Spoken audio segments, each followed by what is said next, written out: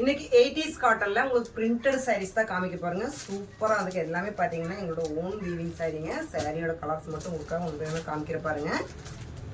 எல்லாமே பாத்தீங்கன்னா pure 80s by 80s காட்டனுங்க. ஸோ சாரீ உங்களுக்காக ஒன்று மட்டும் உங்களுக்கு ஓப்பன் பண்ணி காமிக்கிறேங்க.